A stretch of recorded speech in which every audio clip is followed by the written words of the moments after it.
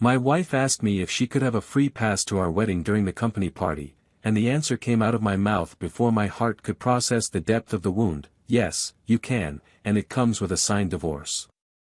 I spread the papers before her, right there, surrounded by colleagues, half-full glasses, and smiles that faded into thin air. An awkward silence fell over the room while the music continued playing as if nothing had happened, as if my soul wasn't being ripped from my chest in invisible pieces. I left there alone, but not defeated. I left with the pain burning inside, but with my head held high, like someone who bleeds but doesn't bow. Because love isn't a prison, but it's also not a joke. It's not a territory with open borders where anyone can enter and do whatever they want. Love is choice, it's surrender, it's emotional exclusivity. And what she asked for that night was the right to betray me with my permission, to play with the limits of our story in the name of a freedom she never had the courage to ask for when she was still sincere.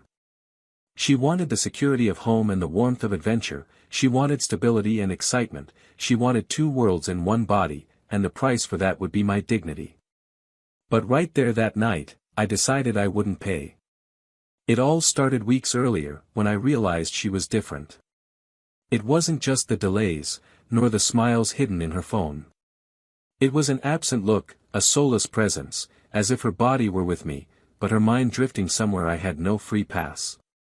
And it wasn't long before the clues piled up like shards of a shattered mirror, deleted messages, improvised apologies, perfumes too new for an old relationship. What destroyed me wasn't just the suspicion, but her attempt to convince me it was all in my head, that I was insecure, jealous, paranoid. It made me doubt myself, my instincts, my lucidity. She would smile and say, "You're seeing ghosts," when the ghosts had already crawled into our bed. And when she finally had the audacity to ask for that absurdity, the temporary freedom to be unfaithful with my consent, it was as if she were tearing apart everything we'd once built together. As if she were looking me in the eye and saying, "You're not enough, and I need something more." But there were no tears. No screams. Just my steady hand on the papers, and her frozen expression faced with the choice she never thought she'd truly face.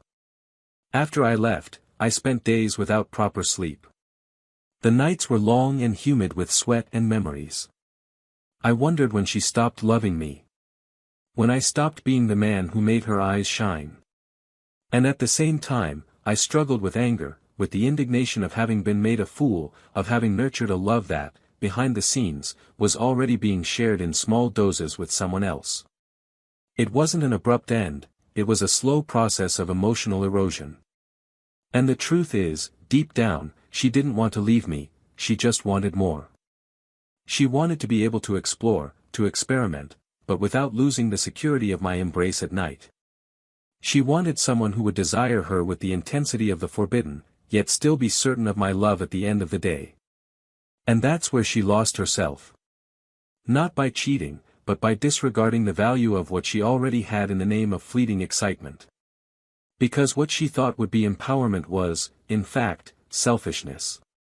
And when she saw the divorce signed, the freedom she so longed for turned into loneliness.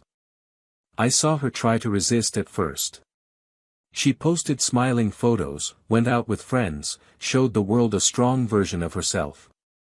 But I knew it was a facade. Because I knew that smile. I knew the genuine sparkle in her eyes, and that sparkle was gone. She tried to convince herself that everything was okay, that this was the right path, that she could finally live without feeling tied down. But freedom without love becomes disorientation. And that's how she started reaching out to me again. First with neutral messages, then with questions disguised as concern, and finally with statements that mixed guilt and longing. She said she missed me, that she no longer slept well, that life felt meaningless without me. But the answer was already given. I had closed that chapter. And as much as her words still touched me, I knew that going back would be a betrayal of myself. She begged to talk in person. She said she needed to see me, that she had something to say, that she couldn't stand the silence anymore. And even though I knew it wouldn't change anything, I accepted.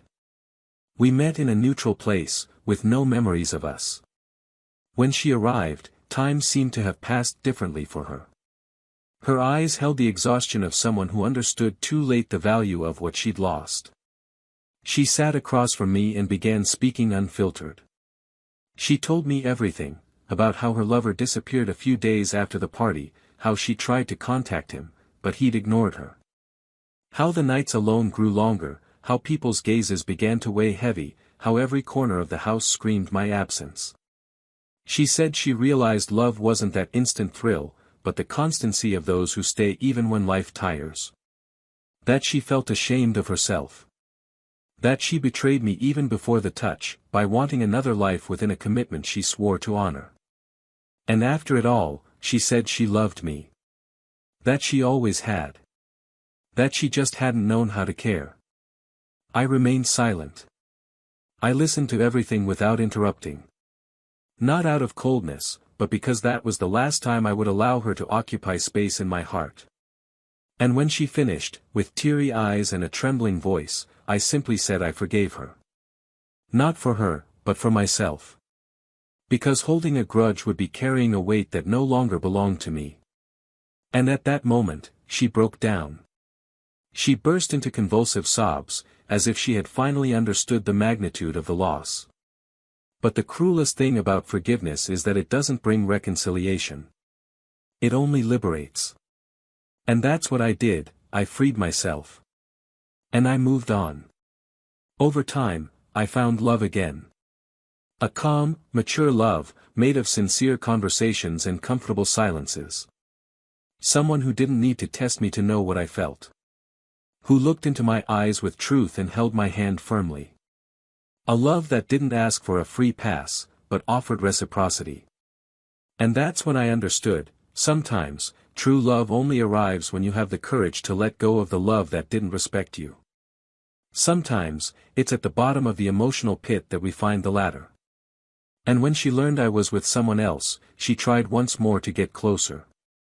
She tried to smile like before, remember the good times, promise to change.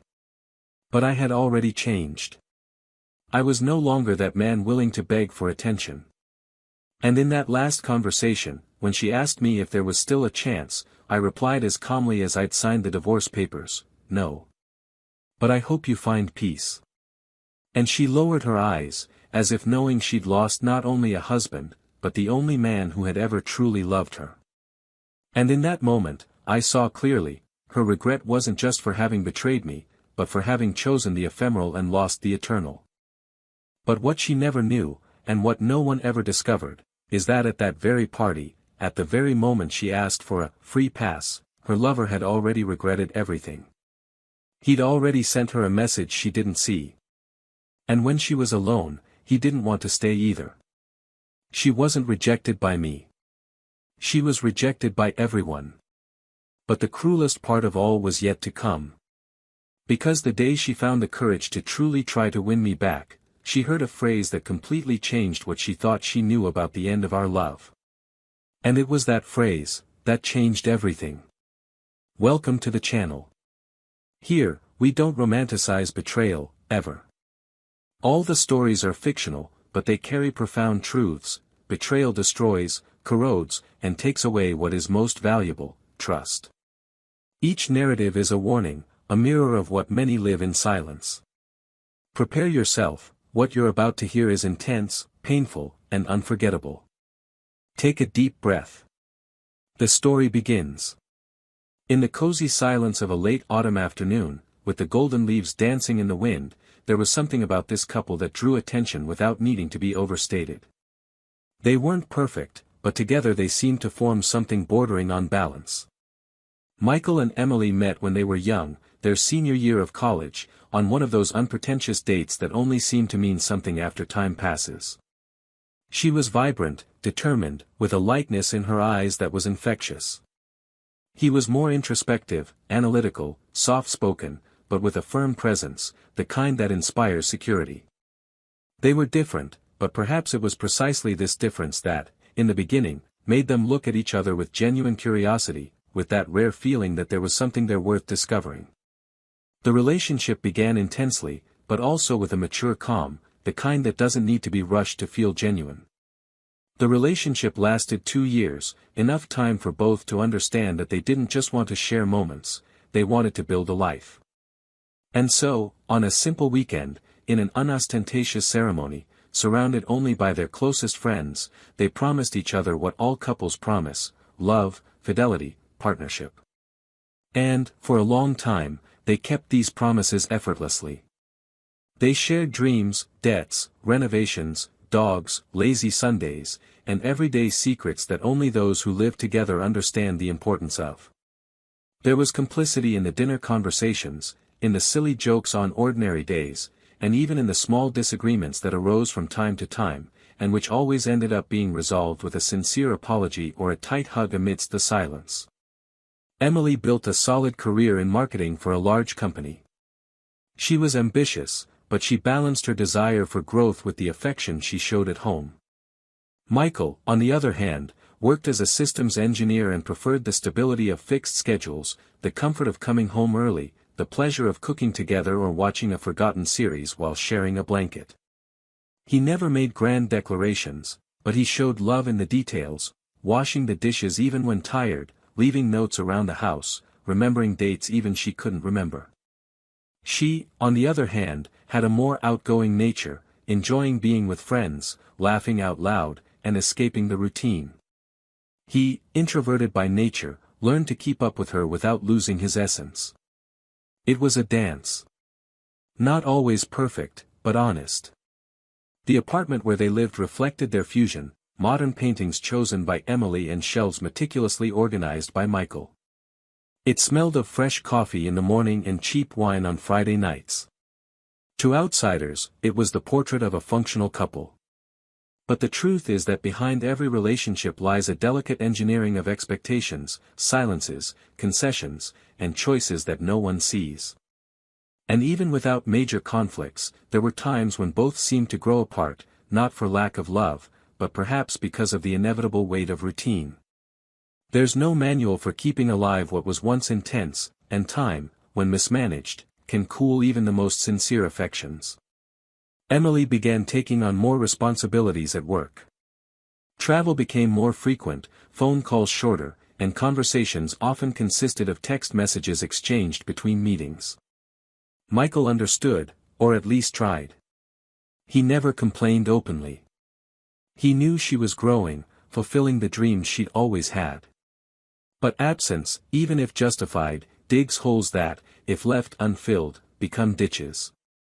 And he, who had always been more reserved, began to keep his discomfort to himself, afraid of appearing controlling or insecure.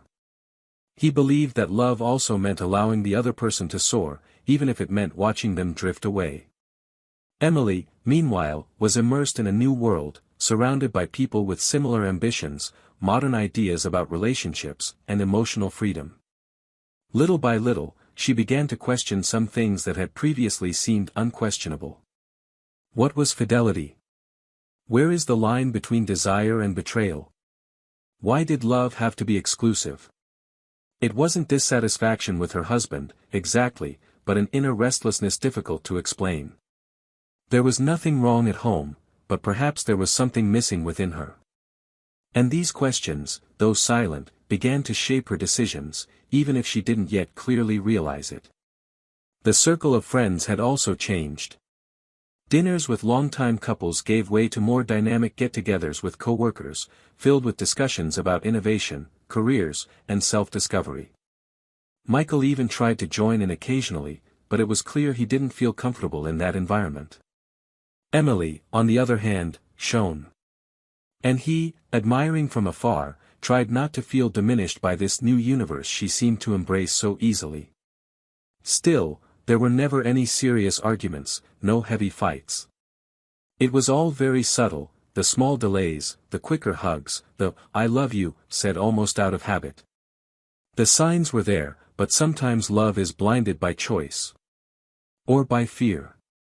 They continued to sleep in the same bed, share the same vacation plans, talk about kitchen renovations and the new car. But something, invisible, had already changed. Michael was beginning to feel out of place in his own marriage.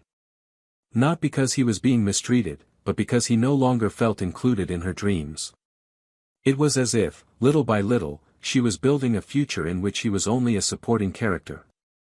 And it hurt. But he never spoke. He remained present, attentive, trying to rekindle a flame that, although still alive, was already flickering in the wind of doubt. There were, however, moments when everything seemed the same. A secluded weekend in the cabin they used to rent in the mountains, a spontaneous dinner, a lingering kiss for no reason. In those moments, Michael believed everything was still right. That it was just a phase. That their love hadn't been lost, just muffled by adulthood. Emily, in those moments, also seemed to return. She laughed more lightly, looked at him tenderly, reached for his hand with the familiarity of someone who knows where home is. But something inside her still pulsed differently, as if there was a part of her he could no longer reach. And that emptiness, however small, grew silently. The invitation to the company party came as another opportunity for reconnection. Emily was excited, talking about the event as a chance to show her husband her surroundings, to blend their two worlds. Michael, as always, said yes, even though he preferred the peace and quiet of the couch. He thought maybe it would be a good thing, that seeing her colleagues, learning a little more about her daily life, could bring them closer together again. And in the days leading up to the event, everything seemed to be going well. They bought new clothes, made plans for after the party, and talked about future trips. The atmosphere was strangely light, as if the two had made a silent pact to try. But there was a subtle unease in Emily's gaze. A barely concealed hesitation, like someone carrying a question that had been bottled up for days. Michael noticed, but didn't press. He thought it was just the nerves of the event. He hadn't imagined that night, something would change forever. The stage was set, the lights, the smiles, the toasts. But there was silence between them, even amidst the noise. And then she asked the question. A simple, direct question, but with the power to implode everything they had built. And he answered. Without shouting. Without drama. Only with the certainty of someone who has finally understood that love can die even without hate, and that sometimes, the greatest sign of self-respect is knowing when to let go. And it was in that moment, amid raised glasses and curious glances, that their story changed forever. Not for lack of love. But because sometimes love doesn't survive when only one side is committed to keeping it alive. And what came next, no one expected. Not her. Not him. Not fate itself. Michael began to feel something slipping through his fingers like unstoppable fine sand. There was no clear cause, nor an abrupt change, but small signs, like invisible splinters embedded beneath the skin. Emily was more distracted, distant in subtle, painful ways.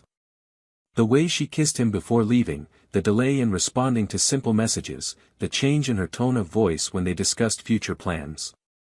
Everything seemed the same, but nothing was. Michael tried to convince himself it was just a phase, perhaps fatigue, the accumulation of responsibilities, or simply the routine taking its toll. But deep down, something deeper had already taken hold, the intuition of someone who loves and feels when they are being silently forgotten. The days passed, and the company party approached. Emily was excited, more animated than usual, talking about the event with an almost adolescent enthusiasm, like someone waiting for something far beyond a professional get-together. Michael noticed, but said nothing.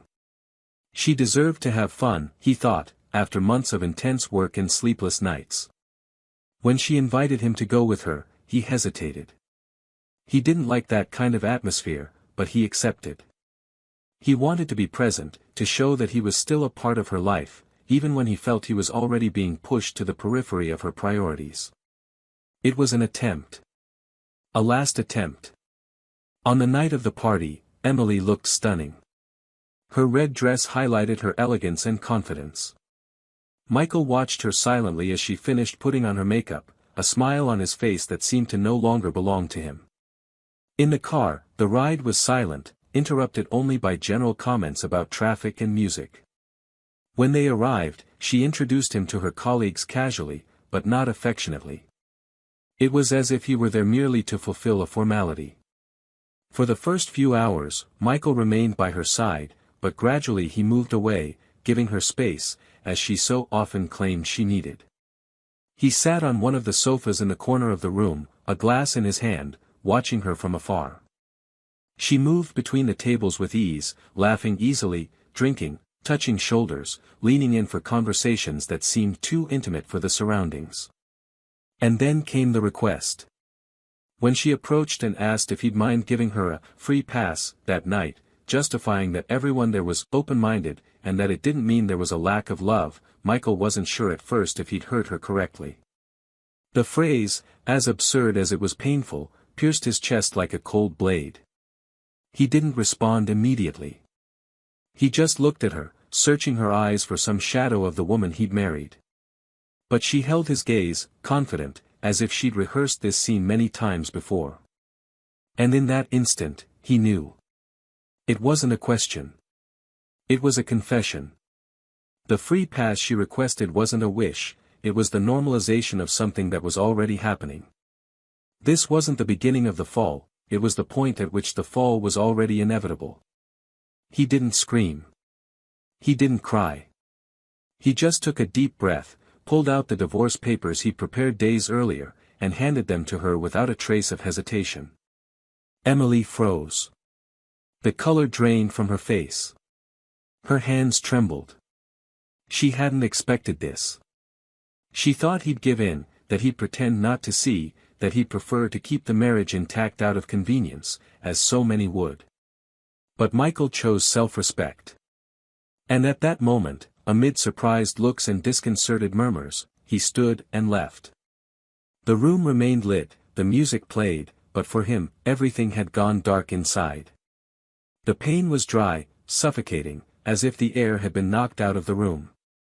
In the days that followed, Michael entered a kind of emotional exile. He continued going to work, maintaining his routine, but inside, everything was devastated. He replayed every scene, every touch, every change in behavior. Everything now made sense. The absences, the smiles that no longer belonged to him, the hasty apologies. Emily tried to contact him, calling him repeatedly, sending messages. None of them aggressive, just filled with guilt and confusion. She said she didn't know what she was doing, that she'd lost herself in the pressure, that she wanted to talk. But he didn't respond. Because he knew there was no more conversation that could erase what had been said. The betrayal wasn't just physical. It was emotional. It was the discarding of a story so carefully constructed. She showed up at his door 4 days later. She was haggard, without makeup, wearing a loose blouse, and her hair tied up messily. Michael stared at her for a few seconds before opening the door. They sat in the living room in silence. She began to speak.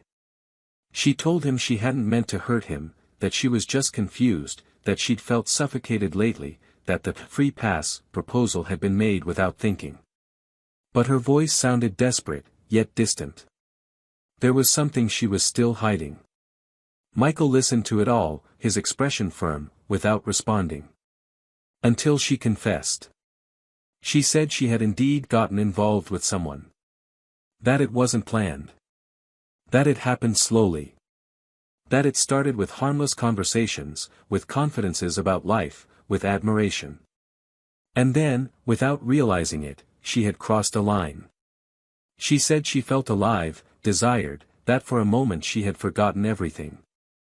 But then she realized her mistake. That the other man hadn't wanted anything serious. That it was just an impulse, and that she had already ended it. Michael said nothing.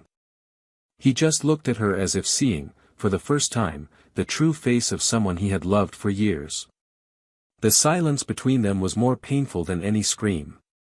Emily cried, held his hand, begged for forgiveness. She said she wanted to rebuild. She would do anything. That she accepted the pain, but couldn't bear to lose him. Michael, inside, struggled with everything he felt. Part of him wanted to hold her, erase it all, pretend it was just a nightmare. But the other part, the wounded, betrayed, abandoned part, screamed for dignity. For sanity. He knew that if he gave in, he would never be able to trust again. That they would live under the weight of that brokenness. That everything they had built was tainted by a silent poison. She left that night, more devastated than when she arrived. Michael sat there, staring at the ring on the table. It was strange how something so small could weigh so much. In the following days, mutual friends began to drift apart, some trying to understand what had happened, others simply avoiding taking sides. He didn't care. He didn't need anyone to choose sides. He just needed to breathe. To sleep without waking up in the middle of the night with a heavy heart. To walk the streets without feeling like he'd been torn apart inside. Emily tried a few more times. She wrote a letter. She sent flowers. She said she wanted to start over. But he didn't respond. Because, even when you love, sometimes you have to let go. Even when you want to believe, sometimes you have to accept that the other person made choices that can't be undone. And even when everything inside you screams that there's still love, dignity needs to speak louder. Then she disappeared for a time. She disappeared from social media, from the places they used to frequent. Michael, little by little, began to rebuild himself. There was no rush. He sought no revenge, no compensation. He simply wanted to be whole again. And it was in this process, of silence and solitude, that he began to see himself more clearly. To recognize his own strength, his own ability to begin again. The love he had for her didn't disappear overnight, but gradually dissolved, like ice in the sun. And what remained was a melancholy but true peace. But what Michael didn't yet know, was that the betrayal hadn't been the worst part. That there was something hidden, buried beneath Emily's regret. Something she carried heavily but never had the courage to speak. A secret that would not only put the infidelity in perspective, but would completely change everything he thought about the end of their marriage. A detail that, when it finally came to light, would allow no return, no easy forgiveness, no tears to justify it. And that moment was getting closer and closer.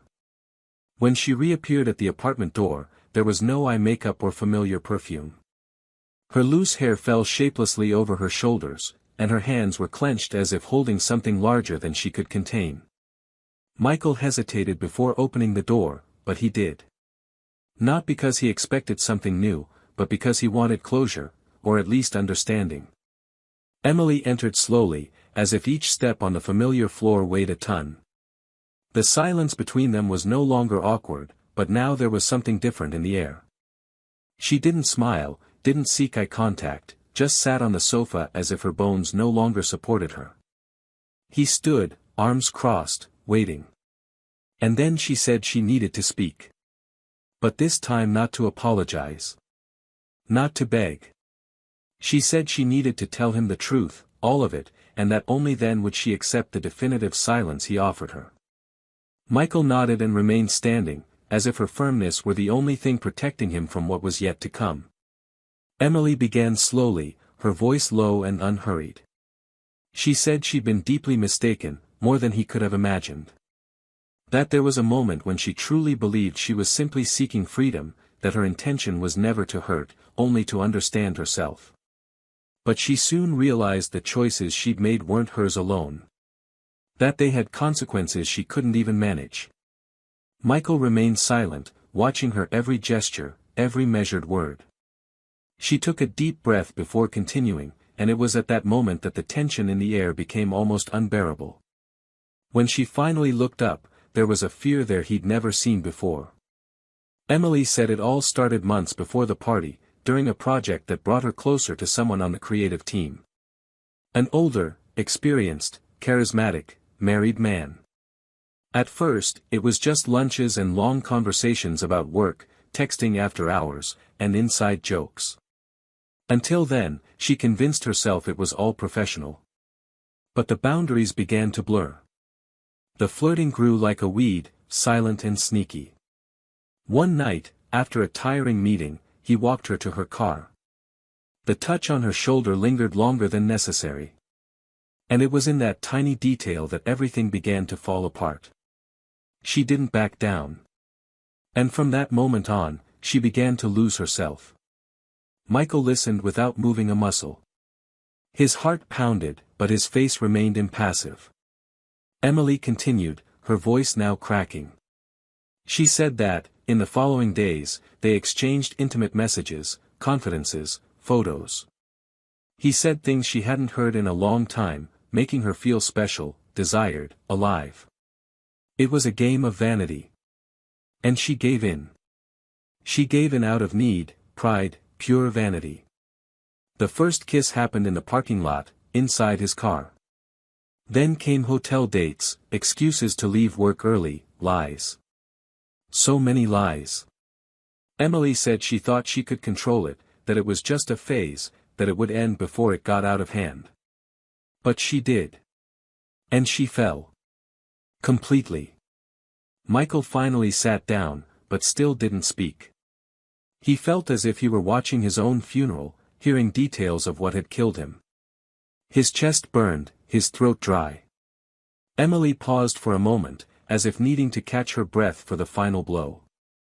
And it was then that, in a barely audible whisper, she said that he, her lover, knew everything. He knew she was married. He knew she had no intention of leaving her husband.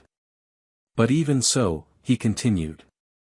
And she believed there was a connection there, something possible. Until, a few days after the party, she sought him out. She wanted to talk, to clear things up, to ask for a break. And it was at that moment that he laughed. A dry, disdainful, cruel laugh. He said he'd never wanted anything serious. That she was just an after-hours distraction. That married women were easier because they came with ready-made excuses. That there had never been affection. Only interest. Only the pleasure of conquest. She stared at him, still trying to understand. She asked if it had all been a lie. He simply shrugged and said her husband deserved better. That he'd never understood what she saw in such a ordinary man. And there, in that moment, she realized she hadn't just betrayed him. She'd been used. Ridiculed. Discarded. And that she'd thrown away true love for a man who hadn't even pretended to care. Michael looked at her with a mixture of disgust, pity, and disbelief. But she wasn't finished yet. There was more. Then came the final blow. Emily revealed that her lover didn't just know about the marriage. He knew Michael. Not intimately, but by sight. They had been together at company events, open meetings. And more than that, her lover knew exactly who he was. And yet, he chose to continue. Michael sat back in his chair, his body rigid. He could feel the veins pulsing in his neck. But what came next was even crueler. Emily said she met her lover days after the divorce, trying to understand the reason for his contempt. And in that meeting, he revealed that he had done it all on purpose. That he was jealous of Michael. That he had always seen him as untouchable, the kind of man who was stable, respected, and admired. And so, he decided to destroy him. He wanted to prove that no one was invincible. That even the strongest marriage could be broken. That even the most devoted woman could cheat. That no one was as righteous as they seemed. That there were no unshakable men. He said it all coldly, like someone describing a game of chess. Emily, stunned, realized she had been just a piece. A pedestrian used to hurt someone who had never hurt her. Michael remained motionless, his face pale. Silence was the only sound for a few seconds. Emily was crying, but now there was no comfort. There were no more excuses. What she had destroyed wasn't just a marriage. It was Michael's self-image. It was the security he held in his own identity. Knowing that someone had targeted him, that the woman he loved had become the instrument of that revenge, was something he could never erase. And even though she wasn't directly to blame, she allowed it. She got involved. She handed over the keys to the castle. He stood slowly, walked to the window, and sat in silence for a while. The sun was setting outside, tinting the sky orange, but inside, all was darkness. Finally, he turned to her, his eyes watery but free of tears. He simply said that he understood now. That everything made sense. And that there was nothing more to say. That forgiveness might one day come. But her presence would not. That she was no longer welcome in his life, nor in his memories. That what he felt now was not hatred, but emptiness. And that the worst kind of pain was to look at someone you had loved deeply and feel nothing anymore. Emily tried to approach, but he took a step back. He asked her to leave. And this time, she obeyed. She left silently, her shoulders hunched, as if carrying the weight of having destroyed not only a story, but herself. Michael remained there, staring at the closed door, feeling the silence fill him completely. There were no more questions. Only the certainty that love, when betrayed, turns to ruins. And some ruins can never be rebuilt. But what he didn't yet know, is that life sometimes offers new beginnings where you least expect them. And even in the ashes of what was lost, something new can still blossom. Even if he wasn't yet ready to see it. Night fell with unbearable slowness that Sunday. After Emily left, the apartment door remained ajar for minutes, as if the silence needed to escape with her. Michael remained motionless, his eyes fixed on nothing, unsure whether he felt relief, disbelief, or an exhaustion so profound it couldn't be put into words. He closed the door carefully, unhurriedly, as if that gesture marked the end not just of a chapter, but of an entire existence that no longer made sense. No tears came. No anger. No despair. Just a strange stillness, as if everything inside him was suspended. He went to his bedroom, sat on the edge of the bed, and studied his reflection in the closet mirror. He recognized the face, but he didn't fully recognize himself. Something had been ripped from him that night. Something that might never return. The next morning, the sun invaded the apartment without asking permission, illuminating a space that now seemed larger, emptier, more hollow. Michael made coffee as usual, but didn't taste it. He grabbed his keys and went for a walk aimlessly. He needed to breathe, to escape the place where everything seemed frozen. He walked through unfamiliar streets, crossed squares, observed families, children, couples. And he felt like a spectator in a life that had once been his and now seemed to belong to others. At some point, he stopped at a small cafe tucked away on a corner. He sat in the back, ordered just a cup of tea, and stood there, staring out the window, trying to make sense of what had become. It was then that he received the first message from an unknown number. It contained no words, just a photo, he and Emily smiling, holding hands, at a long-ago dinner. An intimate image he couldn't remember sharing with anyone but her. He ignored it. But in the following days, other messages arrived. Snippets of old conversations, screenshots, images taken out of context. Michael began to realize that his lover hadn't just been playing with his wife, he was playing with him too. This wasn't just marital betrayal, it was a game of profound manipulation, an attempt to destroy his sanity, his pride, his identity. A kind of silent sadism that manifested itself between the lines, in indirect provocations, in distorted memories that now returned like ghosts. Michael tried to block the number, but another one always popped up. He tried to ignore it, but the anger that had previously seemed to have dissolved began to reconfigure itself within. It was no longer just hurt over the betrayal. It was humiliation. It was the feeling of being hunted, used as a pawn in a petty scheme. And worst of all, he didn't know how far it would go. In one of the messages, the man wrote, "You can forgive your wife, but what about yourself? Can you?" This hit Michael like a punch. The pain was no longer for her. It was for himself. For the foolish image they had painted of him. For the vulnerability he had offered, which had been trampled upon. On impulse, he went to the company where Emily worked. Not angry, but searching for answers. He didn't want to see her, but he needed to understand if anyone else knew, if they had witnessed his downfall without him knowing. In the lobby, he ran into a former colleague of hers, who recognized him. The conversation was brief, but enough to confirm what he already feared. Many knew. Some merely suspected. Others commented. The social silence around him was no longer just an impression. He had been exposed, even if only in whispers, even if only in glances. That night, when Michael arrived home, he found an envelope under his door. No return address. Inside, just a handwritten letter in Emily's handwriting. The content was direct, almost emotionless. She said she was leaving town for a while. That she couldn't stand the stares, the judgments, or her own shame anymore. She didn't ask for forgiveness. She simply thanked him for being everything she never knew how to appreciate. She ended by saying that if he ever loved again, he hoped it would be with someone who would never make him doubt her. There were no tears on the paper, but Michael felt her sadness woven into the words. A sadness that no longer evoked compassion. Only distance. Without knowing exactly why, he decided to change his scenery. He requested a vacation, closed his apartment, and booked a cabin in the mountains. He needed fresh air, nature, and pain-free silence. During the first few days, he barely went out.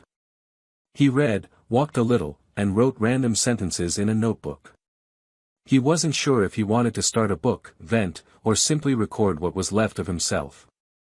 And it was on one of those cold days, while stopping at a local coffee shop, that he found a woman sitting alone, reading the same book he carried in his backpack.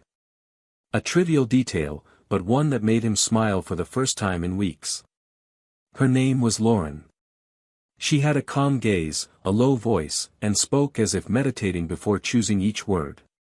The conversation began shyly, and continued the next day, and the next. There was no seduction, no rush. Just two strangers sharing absences. She had recently lost her father and was seeking peace away from the city. Michael didn't tell her his story right away, but he spoke enough for her to sense there was something unresolved there. And over time, he allowed himself to tell her. Not as a victim, but as someone who had survived. And as she listened, Lauren offered no consolation or advice. She simply listened. And that, surprisingly, was more healing than any hug. What was born there wasn't passion, nor unbridled desire. It was presence. It was respect. Lauren looked at him with the gentleness of someone who didn't want to fill a space, but simply to be company while he rebuilt his own path. Michael began to laugh again, to sleep better, to walk for hours without thinking about the past. He didn't fall in love immediately, but something inside him began to change. For the first time in a long time, he felt that what had happened with Emily was no longer the center of his life. It was just part of a larger story, a story that was now taking on new pages. A few weeks later, when he returned home, he found new messages from Emily. They weren't invasive, nor desperate. Just a few lines saying she hoped he was okay. Michael replied with a simple, "I am," and realized there was no pain in writing.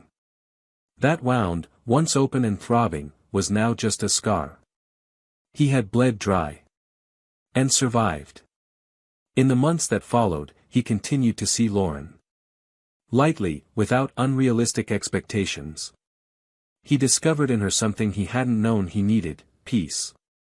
It wasn't a replacement. It was a new story, without comparisons.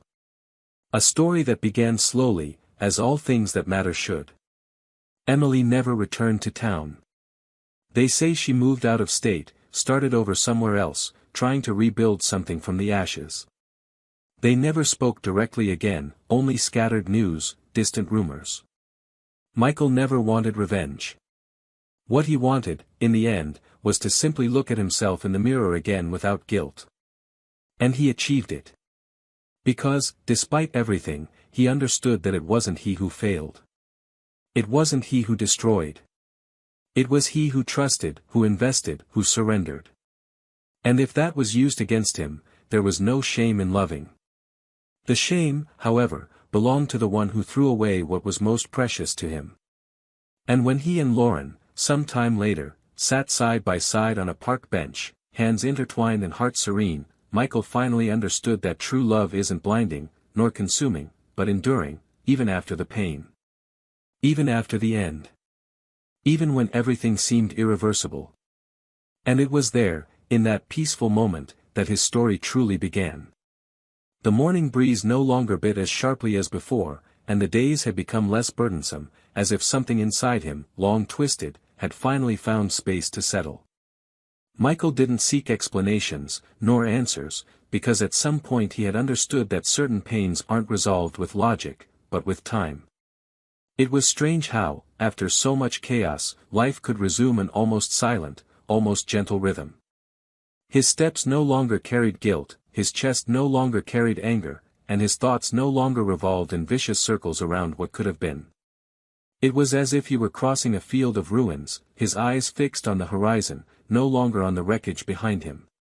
But there was something that still disturbed him, a presence that could not be erased with a simple gesture or decision, the living memory of the love that once was, and the cruel dilemma of how to move on without becoming someone too bitter to feel again. Lauren had entered his life like a light, respectful breeze, unhurried to fill space. She didn't try to erase the past, didn't fight over memories, and this made Michael feel, for the first time, free to feel whatever he wanted without guilt. Being with her brought peace, but it also ignited something delicate and dangerous, the realization that rebuilding meant, above all, allowing himself to be vulnerable again. And that wasn't simple. As much affection, care, and admiration as there was also fear. Fear of giving himself over and, once again, being betrayed. Fear of loving someone who might not love him back with the same depth. Fear of becoming a suspicious, dry man, too cautious to take the plunge. With each new encounter with Lauren, he felt more alive, but also more divided. Sometimes he would smile in the middle of a conversation and, upon realizing his own happiness, he would be overcome by a feeling of guilt, as if he were betraying his own pain, as if he were allowing himself too much. It was a silent but constant conflict. An internal battle between the desire to start over and the weight of poorly healed scars. Lauren sensed it. She saw in his eyes the hesitation he tried to hide, and so she never demanded, never pressured. She gave space, but never withdrew. And this, little by little, made Michael wonder if, perhaps, true love wasn't the kind that demands, but the kind that understands the other's time even when everything inside begs for haste. One gray afternoon, sitting with Lauren by a lake, Michael shared details he'd never spoken before, not even in his thoughts. He spoke of the feeling of being diminished, the shame that came with exposure, the feeling of being used and ridiculed, the profound emptiness he felt upon discovering he'd been the target of premeditated revenge. Lauren listened silently, without interrupting, without reacting with pity. When he finished, she simply said she admired his courage to continue feeling. Many, after something like that, would shut themselves off forever. But not him. He was still able to look at the world through the eyes of someone who longs to love. And that, in itself, was immense. Her words touched him more than he expected. Not because they offered comfort, but because they validated his pain without diminishing it. Michael returned home that night feeling lighter, but with a clear head. For the first time in a long time, he began to seriously consider leaving the past in the past. Not forgetting it, because that would be impossible, but putting it where it belongs. And that required something he'd been putting off, facing Emily one last time, with the maturity time had given him and the clarity of someone who no longer carried anger as a shield. She arranged to meet at a discreet coffee shop, without pretense. It wasn't a request for reconciliation. It wasn't a settling of scores. It was simply the final chapter of a book that needed to be closed with dignity. When she arrived, she looked different. Not only in her face, her more tired features, her eyes that no longer held the same sparkle, but also in her posture. She sat down carefully, never avoiding his gaze. She ordered just a black coffee. And then she began to talk. She didn't apologize. She had done that before, many times. But she spoke of what happened afterward. Of the long nights, the therapy, the shame that made her avoid public places. She said that for a long time she believed his silence was punishment, but now she understood it was merely protection. She said she tried to get back together, but realized she carried within herself an insecurity that had arisen the moment she was rejected by her lover and, at the same time, lost the only man who truly loved her. And then she said something Michael hadn't expected to hear. "I'm not here to ask for anything. I just want you to know that I understand. Not what I lost. I knew that the moment you didn't look at me the same way you used to. But I understood what you felt. And if I were in your place, I might not have been able to handle it. You were stronger than me." Michael listened, absorbed, and for the first time, responded not with silence, but with full words. He said he had spent too much time trying to understand where he had gone wrong, when the truth was simple, he had not. Trusting, loving, and surrendering himself was not a mistake. The mistake was made by those who used it as an advantage. And now, after all this, all he felt was gratitude for what he had learned. He learned that love without respect is not love. That forgiveness does not mean return. And that peace does not come from the absence of pain, but from the choice to move forward despite it. The conversation ended with a handshake. There was no resentment there. Just two strangers who had once been everything to each other and now recognized only the road they traveled. Michael left that coffee shop with his heart silent. Not empty, but balanced. He had done what needed to be done. And now, finally, he could leave behind the shadow of an unresolved story. In the days that followed, he began to look at Lauren differently. Not with the anxiety of someone who needs to love to forget, but with the serenity of someone ready to build something real, without haste, without fear. And it was during a simple dinner, on one of those days when everything seems ordinary, that he looked at her and said, firmly and lightly, "I'm here. Now, completely." Lauren didn't cry, didn't say anything grand. She just smiled and held his hand tightly. That was enough. But even with everything seemingly in order, there was still something Michael needed to face. Something no one could do for him. The decision to trust again. Not in Lauren, but in his own ability to love without the fear of betrayal. To trust that the past didn't define the future.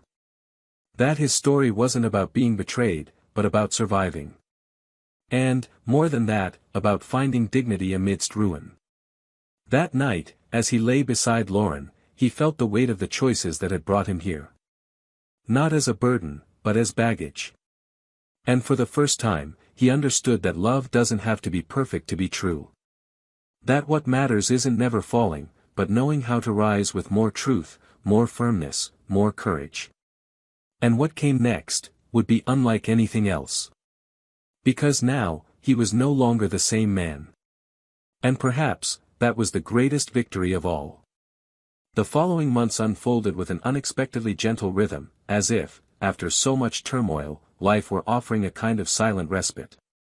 Michael and Lauren no longer experienced spaced encounters, but a shared routine that grew in small, profound details, waking up together on Sundays, making coffee side by side, laughing at each other's quirks. And yet, there was something Michael hadn't yet confronted, the ambiguous feeling that crept in whenever he looked to the future. The past no longer held him back, that was certain. But the future, however promising, still frightened him. Not because of doubt about Lauren, but because of uncertainty about himself. Love, after what he'd experienced, was like walking on glass, possible, but requiring care with every step. One day, on a sultry late afternoon, Lauren invited him for a hike to a hidden viewpoint among the park's trails. It was a place she said she'd discovered by chance weeks before, and she wanted to share it with him. They climbed together, chatting lightly and pausing for breath. By the time they reached the top, the sun was already setting behind the hills, casting the sky a deep orange that tinged everything with an aura of rebirth. Lauren sat on the main rock, crossed her legs, and watched him with a calm smile. Michael sat beside her, silent. For long minutes, they said nothing. They just listened to the wind rustling the leaves, the birds announcing the end of the day, and each other's breathing, there, constant and present. It was Lauren who broke the silence, directly but gently. She said she'd been feeling that, even though he was present in body and gesture, there were parts of her that were still hidden. She didn't want to pressure him, but rather wanted to understand what was preventing him from fully immersing himself in the story they were slowly building together.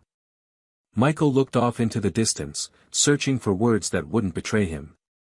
He took a deep breath and said, his voice firm but shaky, that it wasn't about not trusting her, nor about still being stuck in the past. It was about fear of himself. About not knowing if he could handle new pain if it came. He said he'd learned to recognize the signs, but that this made him too skeptical, too vigilant, and that, even though he wanted to surrender, part of him still protected himself like someone who fears fire even after the flame has died out. Lauren didn't respond immediately. She simply reached out and held his hand tightly. After a few seconds, she told him she understood. That she, too, had lost things that seemed eternal. That her love wasn't a request for haste, but a promise of constancy. That she didn't need him to be perfect, but rather honest. And that if he ever decided to take a step forward, she would be there, not to hold his hand, but to walk alongside him, at the same pace. Michael didn't cry. But inside him, something unraveled and reassembled. It was as if her words were exactly what he hadn't known he needed to hear. That night, lying in bed next to Lauren, Michael woke in the middle of the night with the feeling that something had changed. He looked at the ceiling, then at her peaceful profile sleeping beside him, and felt an almost unconscious urge to get up. He walked to the porch, sat on the cool wooden floor, and stayed there for long minutes, breathing. He thought about everything he'd experienced, but for the first time without weight. Just as part of the journey. And then, almost as if by instinct, he picked up his phone and wrote a message to Emily.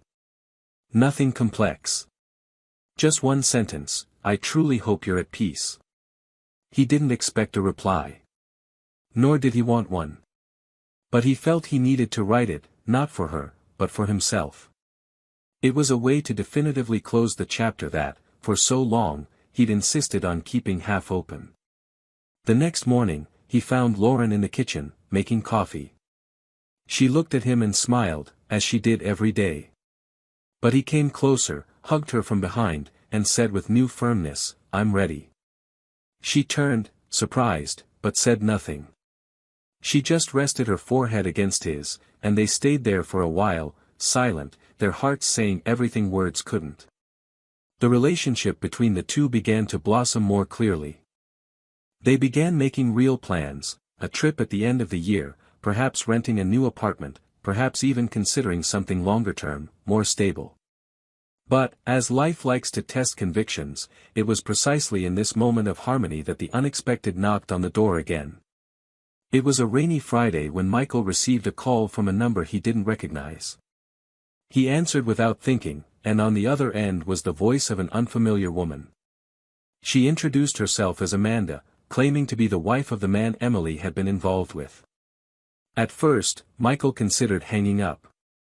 It seemed like an unnecessary return to the past, something he'd already buried. But the woman's voice was calm, almost formal. She said she didn't want to cause trouble, she just needed to talk to him about something that involved them both. Against his better judgment, he arranged to meet at a cafe downtown, somewhere busy enough for everything to seem casual. When he arrived, Amanda was already waiting for him. She was younger than he'd imagined, with a tired expression and eyes that looked like they'd cried more than they should have. They sat across from each other, and she was direct. She told him she'd discovered, too late, her husband's affair with Emily. She said she tried to keep the marriage together even after that, but that in recent months, his personality had become unstable and obsessive. Their marriage had fallen apart, and she now lived in a kind of emotional limbo. Amanda explained that after the whole thing, her husband began looking for ways to find Michael again. She said he mentioned unfinished business, spoke with contempt, as if he regretted nothing. And then, in a lower voice, she said that one night, he detailed how he'd planned it all. How he'd approached Emily only for the pleasure of destruction. How he'd even considered approaching Michael directly, just to gauge the effects of his own cruelty. Michael listened to everything with controlled coolness, but inside he felt a chill forming again. Amanda pulled out an envelope and handed it to him. She said it contained copies of exchanged messages, evidence, even an audio recording in which he confessed that it was all just a psychological game with a man he could never stand. Michael took the envelope but didn't open it. He simply thanked her. Amanda said goodbye, emotionless. Before leaving, she said that, even though she hadn't known him, she was sorry for what he'd been through. That no one deserved to be treated like a broken trophy by someone too sick to acknowledge their own emptiness. That night, Michael told Lauren everything. For the first time, he felt he could share without fear. He showed the evidence, explained the details, and instead of judgment, he received only acceptance. She said maybe it was time to come clean. To free himself once and for all. Not for revenge, but so that others wouldn't go through the same thing. Michael considered the possibility. For the first time, he considered telling his story publicly, voicing his pain not as a lament, but as a sign that there is life after destruction. But before that, he needed to do something even more difficult, forgive himself. And, unexpectedly, it was Lauren who prompted him to do it. Days later, she took him to a secluded beach, where they wrote together on sheets of paper everything that still held them back, memories, guilt, unanswered questions. They tied the sheets together, placed them in a glass jar, and threw it into the sea. Not as a mystical ritual, but as a symbolic gesture that sometimes we need to let the waters wash away what is no longer part of who we are. Back in the car, Michael held Lauren's hand tightly. He said that, finally, he felt something inside him had healed. That, despite all the losses, he was ready to begin again, not as someone starting over from scratch, but as someone who carries the scars within him like medals of victory. Lauren, with a smile that said more than any words, simply replied that he had never been anything other than himself, even in the moments he doubted it. And in that moment, as the road stretched out before him, Michael knew the end hadn't yet arrived. Because the true end isn't when the pain subsides, but when we can look at it without it breaking us inside. And this road, though difficult, still held one last unexpected curve.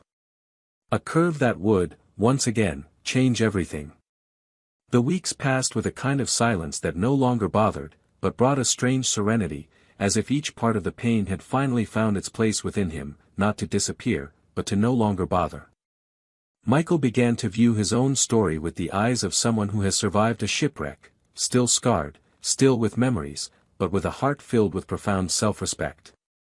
The relationship with Lauren matured naturally, without major milestones, without grandiose announcements, only with everyday gestures that reaffirmed what love truly was, not the kind that explodes, but the kind that endures even when the world falls apart.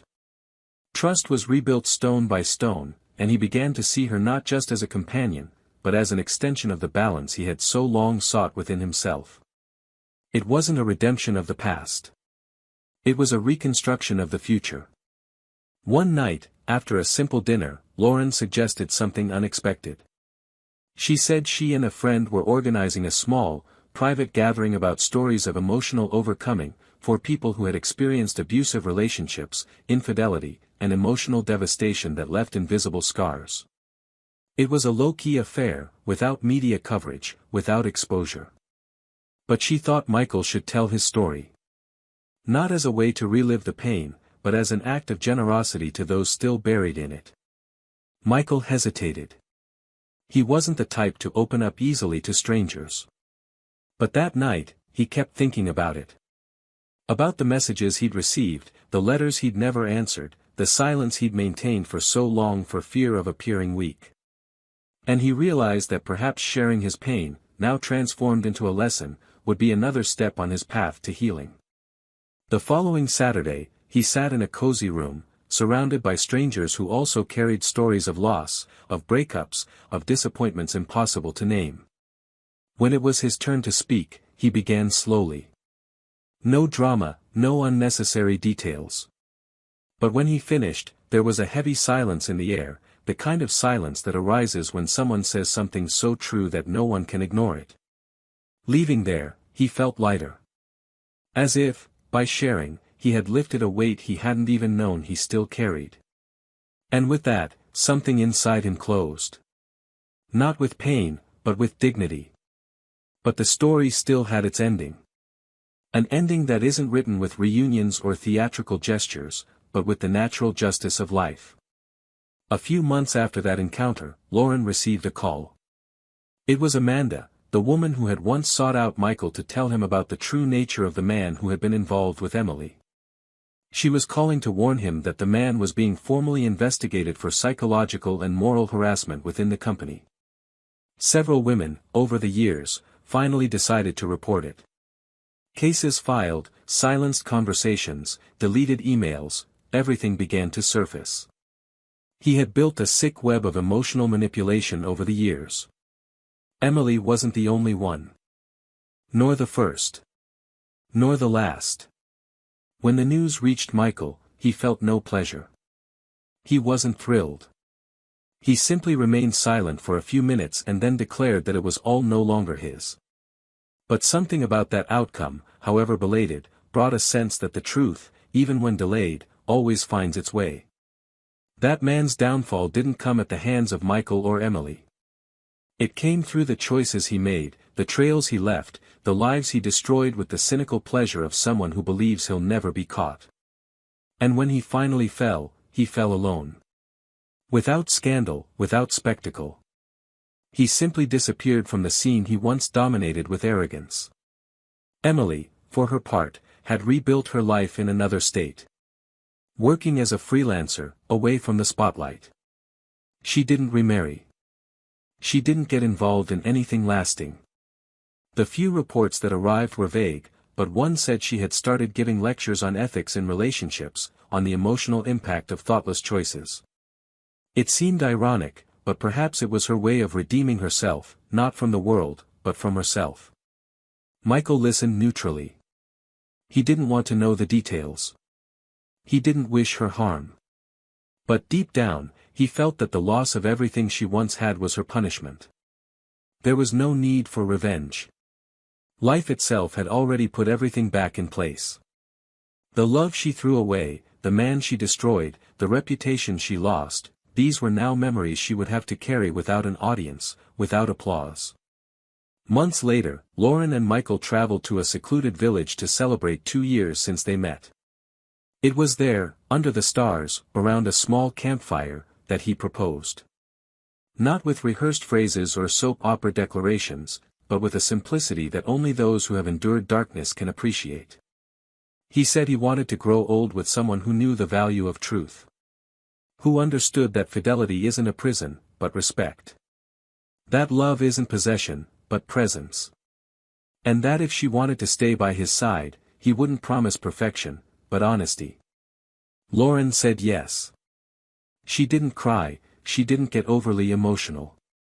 She simply held his hand firmly and told him she was ready to be the home he'd always sought. On the way back, Michael passed an antique store and saw a young, loving couple arguing over a sofa. He laughed inwardly. He remembered himself and Emily back then, when everything was simple, and they didn't yet know how costly wrong decisions could be. But he didn't miss them. He felt respect. Because he knew they were genuine. That they gave their all. And that if they were destroyed, it wasn't through weakness, but through overcommitment. Today, his story is different. Made of ordinary days, of quiet laughter, of sincere glances. He still remembers. He still knows the past existed. But now, when he remembers, he doesn't bleed. Because he understands that true love isn't what rescues us from pain, but what walks with us after it's past. If you've made it this far, tell us in the comments, what did you think of this story? Have you ever experienced something similar? We want to hear your opinion. Take the opportunity to subscribe to the channel, activate notifications, and don't miss any of our next stories. And remember, cheating doesn't just destroy relationships.